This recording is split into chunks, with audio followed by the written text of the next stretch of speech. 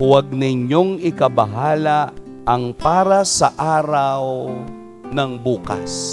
Sa ating lengguwahe ngayon, huwag kang mag-overthink dahil sa pag-overthink ng tao, nasisira ang kaniyang focus sa Diyos.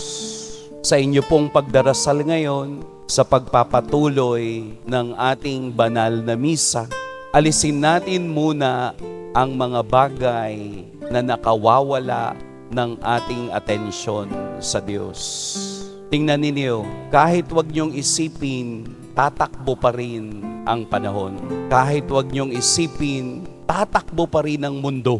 Kahit wag niyong isipin, yung mga taong kabahagi ng buhay mo, tatakbo pa rin ang panahon. Ang mahalaga, ang iyong pananaw, ang iyong kaisipan, ang iyong diwa ay nakatingin sa pag-ibig, biyaya at awa ng ating Poong Jesus Nazareno. Pagpalain tayo ng Poong May Kapal.